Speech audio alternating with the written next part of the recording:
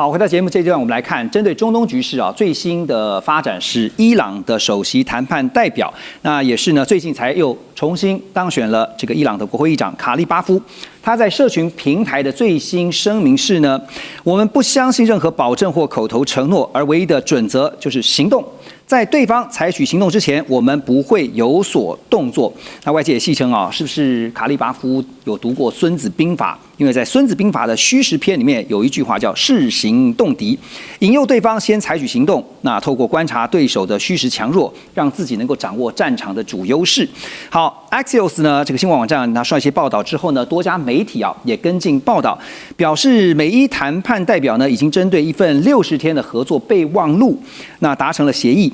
美國副總統范斯也說，可是很難講，因為川普總統確切會在什麼時候簽署，或者到底會不會簽，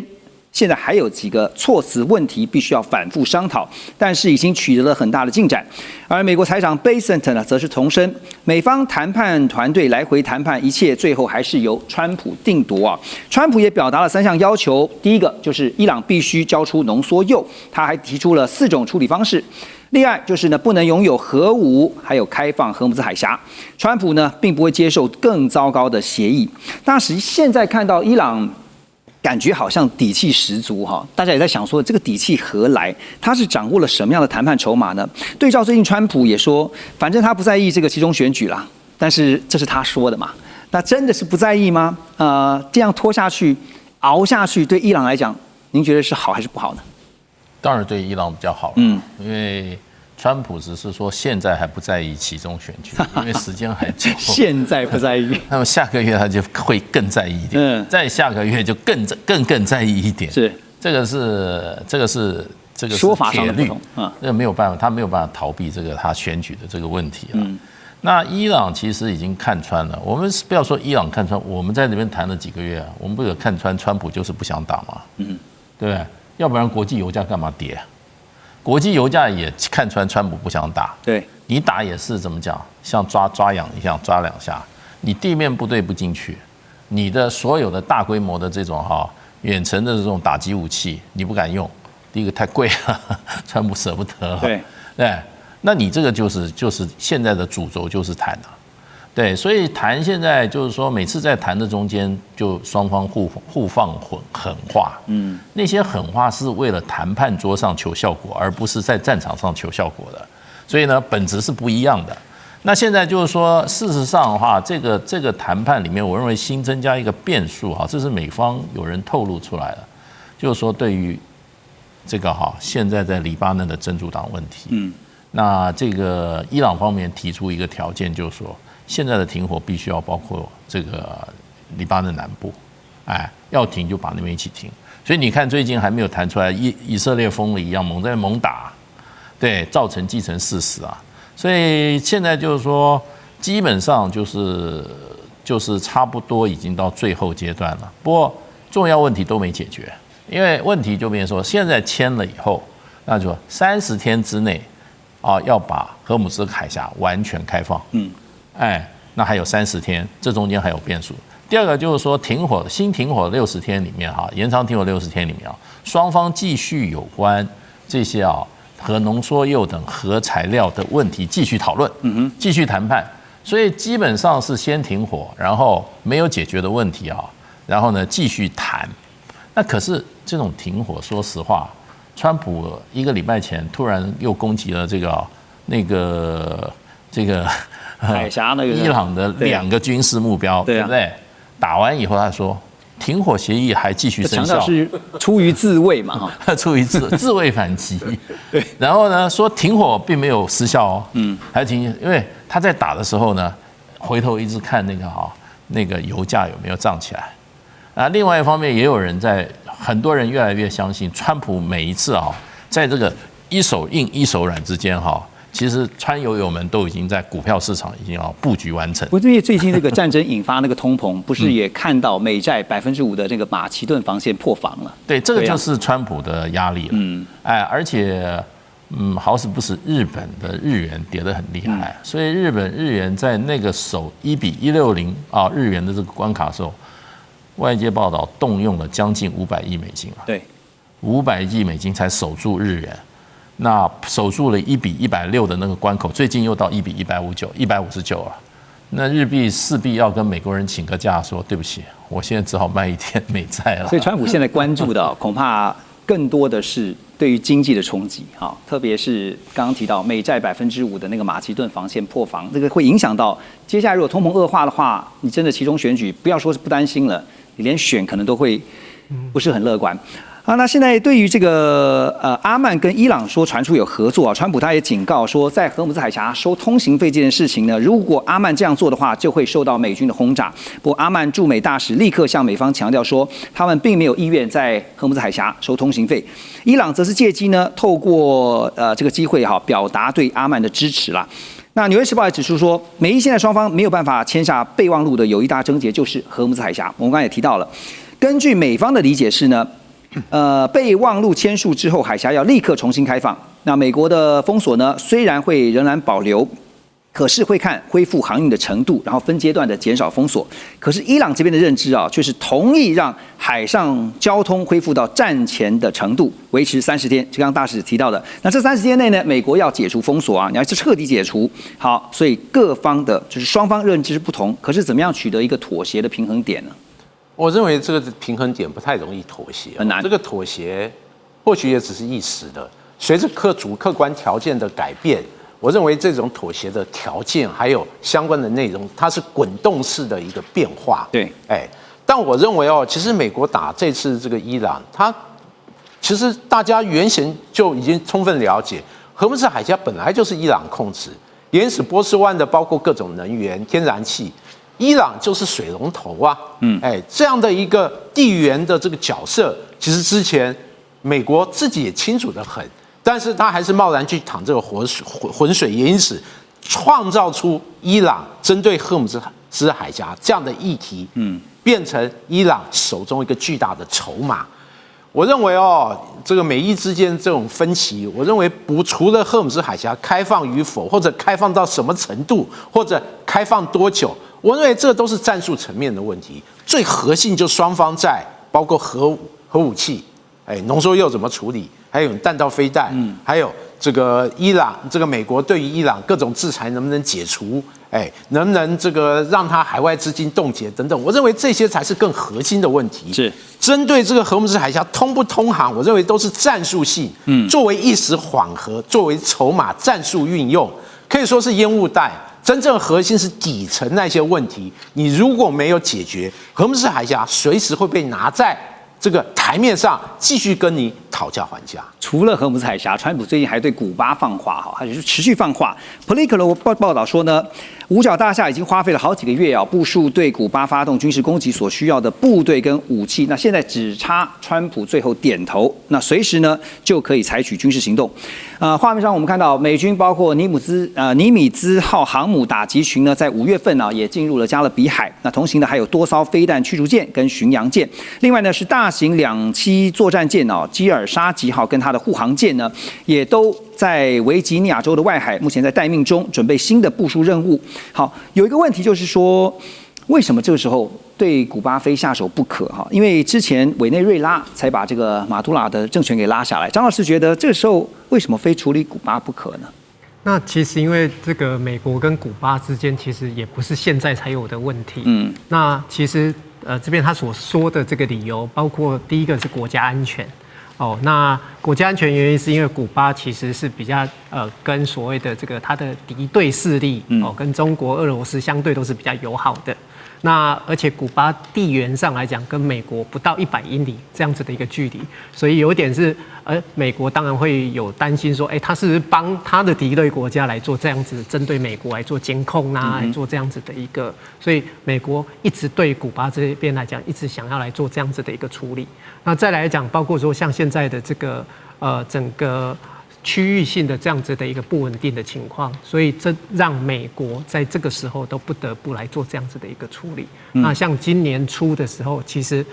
川普其實就已經有簽行政命令，就是說宣布跟古巴之間的這個關係進入到這個比較緊急的狀態。那再來在4月份的時候，又在加碼他的這些封鎖。所以實際上來講，它其實是從今年初就一步一步來做這樣的一個動作了。所以其實在這個時間點來講，其實美國當然，尤其川普總統他本身自己的對於可能包括對歷史的定位，他都覺得說以前別人沒辦法解決的，我都來解決。所以這件事情來講，是很有可能是他這個讓他來做這件事情的。了解。等一下回到節目呢，我們要繼續來看的就是在印太地區啊，環太平洋年度軍演，這次號稱有31個國家說創紀錄的參與，怎麼觀察，怎麼分析？馬上回來。中美互動牽動全球，美中競爭，地緣爭霸，外交、軍事、科技、經濟，多元觀點，權威分析，一同掌握2026全球新秩序、新賽局。每周6日，寰宇全世界帶您走進全世界。好，回到節目來看的是美國軍事報《星條旗報》指出呢，今年夏天在夏威夷群島周邊即將登場的環太平洋大型海上軍事演習联合演習，將會有31個國家參加，也創下了一個新的紀錄。那演習呢，將會在6月24號正式展開。這次的演習主題是夥伴整合且做好準備，Partners Integrated and Prepared。那麼根據美國海軍第3艦隊的新聞稿指出呢，這次的演習為期5週，將會出動大約40艘的水面艦、5艘潛艦、140架飛機，還有超過25000名的人員，將會有創紀錄31個國家參加。那演習當中呢，在2024年看到是有29個那分別是來自南美、中美、歐亞大洋洲、中東的國家。這次呢又再增加了，變31個國家。這次演習項目呢，將會包括2棲作戰、火炮還有飛彈射擊能力，另外像反潛、防空演習、軍事醫療、人道援助、災害應變、反海盜、潛水打撈作業等等。這次我們來看今年度的環太平洋軍演呢，我先請教紀文雄，在經歷了像是美以伊的戰爭，到現在還沒有打完，台海中線之前也消失了。那今年度您怎麼觀察這個環太平洋軍演它具備的重要戰略意義？特別是負責操盤的美軍，他們背後的一個戰略思維是什麼？那環太軍演過去以來一直是整個環太平洋地區規模最大的演習。那這個演習其實已經歷經了幾十年。事實上，過去幾年台灣的媒體也經常參加，我個人就參加過2次哦。那見證這個在太平洋周邊進行的這種複合式的演習，確實規模很大。是，但我必須說，參與的國家雖然很多，那今年號稱數量更多。雖然手上目前還看不到精準第一次參加的國家，但是不可否認的，美國這些參加的這個朋友圈裡面，其實有親有疏，那關係比較好，像這個澳大利亞、日本、韓國等等，那這類國家一定是參加具有戰術性質的演習，包括聯合防空、聯合反潛、聯合制海，甚至這個2棲登陸或者反潛作戰等等，但對於與美國關係不是那麼親密，特別平常只是這種低層次的，可能聯合這個進行這個人道救助啊、海上反海盜這些國家來講，他參與的這些科目通常比較不具備戰術性質，就是你不需要很完整的指揮、通信、管制連線，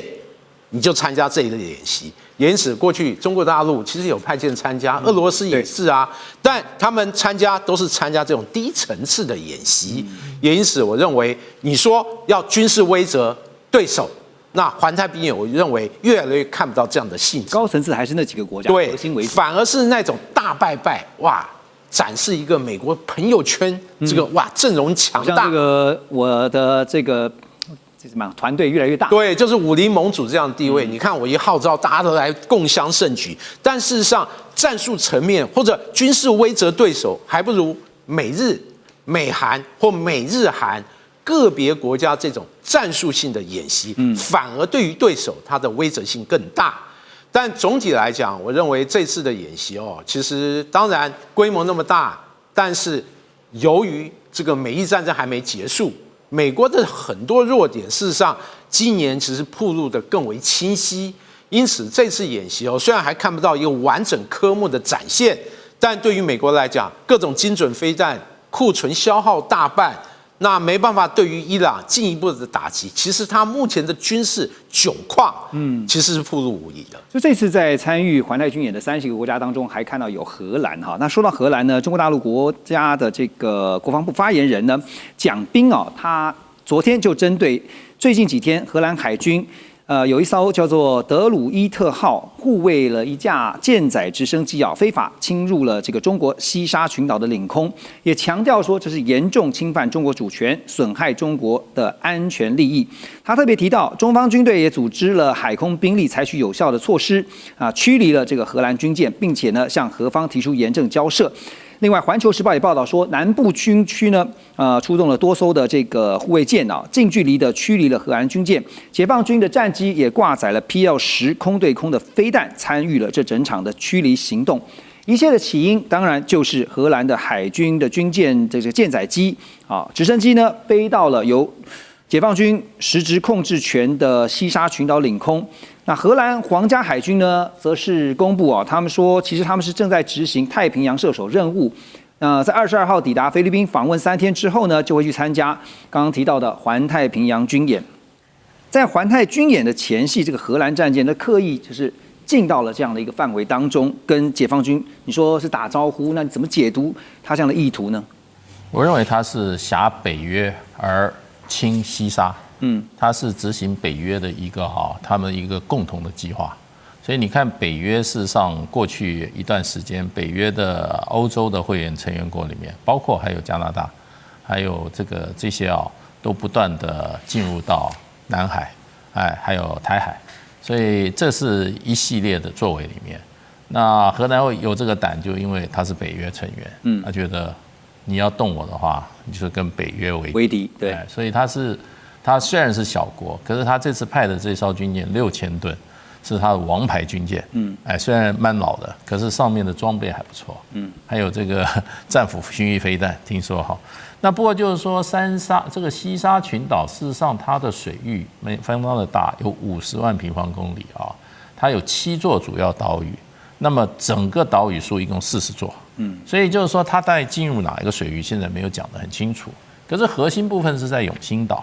永興島的位置，我想它應該是還有一段距離。永興島現在是已經設了，現在是上面有個叫三沙市，它是直接屬於這個海南島，那上面常住居民已經有2000多人了，它的面積事實上是2.6平方公里。那這個概念就是說，我們的太平島是0.5平方公里。所以大我們比我們的太平島大5倍啊！對，那是不是最近也有變大？不知道，因為有的時候在不斷的吹沙造島，那就是說這個是一個核心點，所以就不曉得它侵入哪一個地方。不過就中國大陸來講的話，其實是蠻嚴重的，因為它的這個軍艦是侵入領海，對，領海以後，它軍艦上的直升機、艦載直升機又起飛，那就侵入領空。所以中國大陸事實上說是大陸方面講是3管齊下，一個就是電子的電波的壓制，來造成它的這個感覺受到威脅，然後還有就是驅離喊話，然後實際聽說這個052056也都有這個軍艦最近就附近出動，所以很快它就知難而退了。是。那不過中國大陸，我覺得就任何一個國家來講，如果領空領海被這個入侵是一個很大的問題。雖然就是說我們不曉得這個荷蘭是不是學美國說自由航行，我進入你領海有軍事艦艇進入他國領海實行無害通過的權利。所以他如果這樣主張的話，就跟美國一樣了。這點我需要還要查證。仗着後面有北約當做這個靠山的感覺。不過他我覺得比較有爭議，就是說他的艦載直升機的起飛就侵入領空。對，領空是不容侵犯的。以前立刻驅離啊。以前這個土耳其因為有一架這個俄羅斯的戰機侵入他領空，當場就打下來。那當時這個。蘇聯的時候擊毀一架這個韓航的民航客機連人帶機一起把它擊毀，也是因為侵入領空。所以其實說實話，中國大陸雖然官方講就是說完全知道國際慣例進行驅離，可是在這次特別還要在這個香格里拉會談來講的話，其實這件事情算是蠻嚴重的。對啊，最近這個像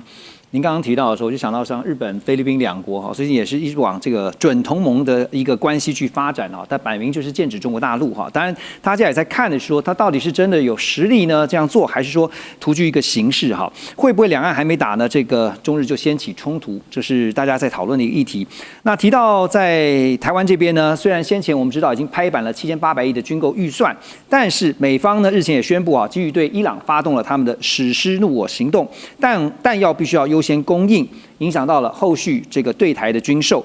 其實除了伊朗呢，烏克蘭現在也很需要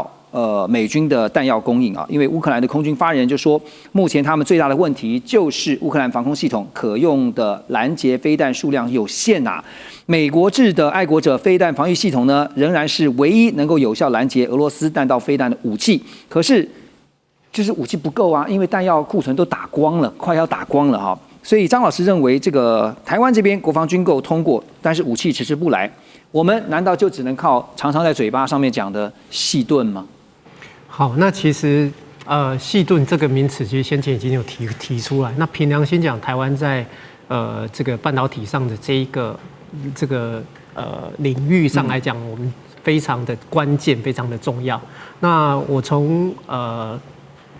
另外一個角度上來看，